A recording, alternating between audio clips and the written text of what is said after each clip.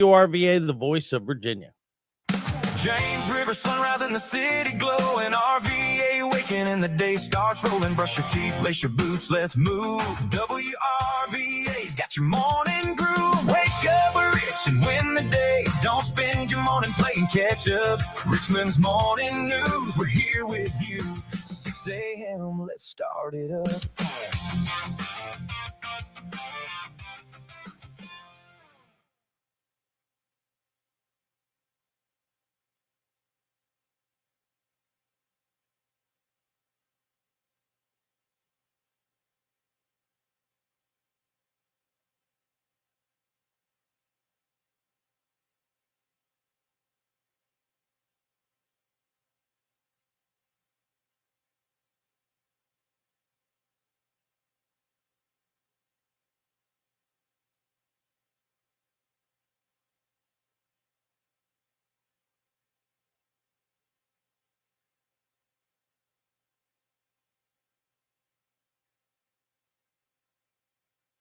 At the National Ball and what he saw during the president's speech. So all that coming up on the program. New laws are going to affect now that it's past July 1st. One is the law that says we're going to wipe clean, the Clean State Virginia law.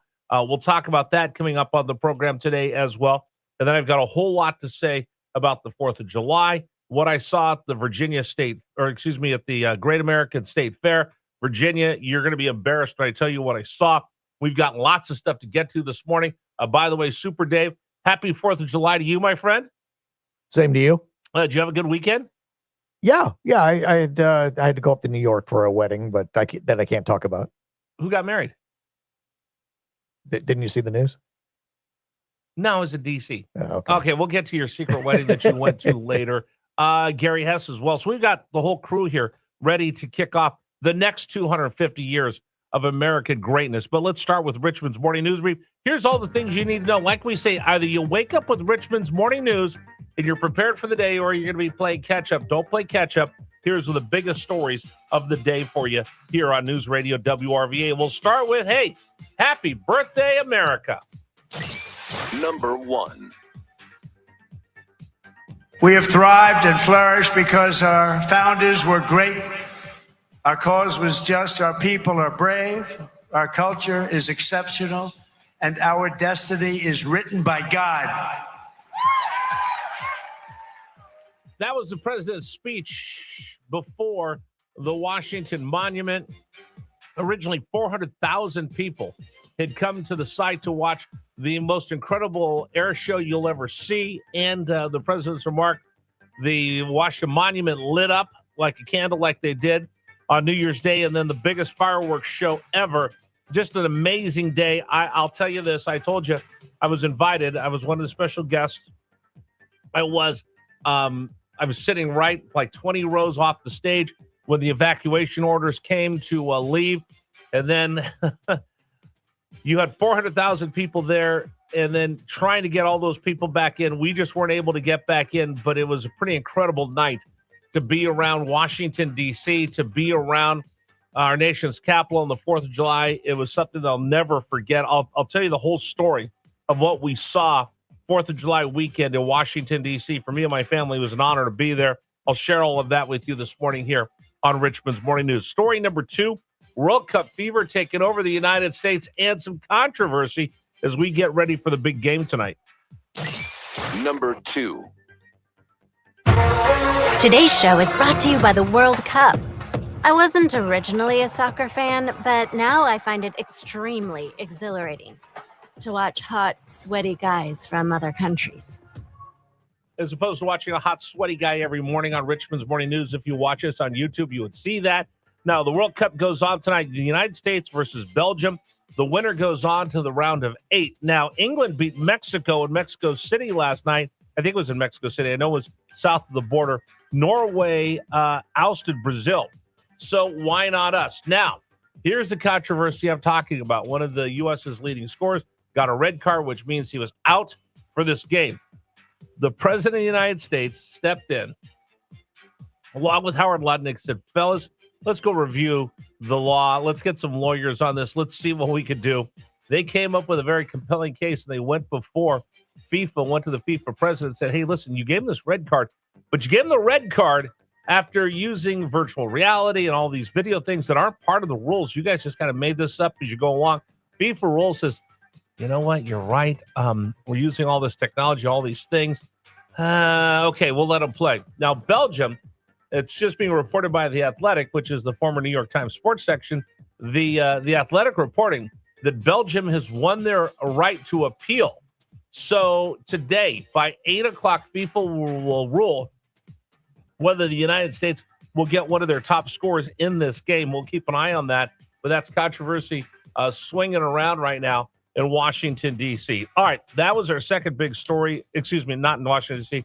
They're showing pictures of Washington, D.C. The story going around the World Cup right now is story number 2 for us. All right, now let's get to story number 3. There was a lot of Richmond news while we were gone. Here's the latest review of that.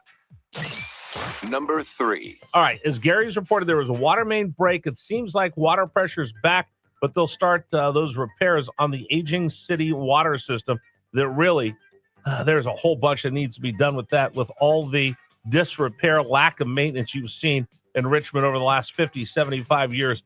When you get these water main breaks, it puts everybody's drinking water in jeopardy. Meanwhile, there was a train derailment, Shako Bottom, still trying to clean up that mess. And Henrico, the big celebration with the fireworks had to be cut short because of teenagers fighting. Again, I've already talked about this once. Listen, RVA, Central Virginia, the Commonwealth of Virginia, the United States of America, these teen takeovers are getting out of control. We've seen them. They continue to happen, yet we have not stood up and said enough is enough.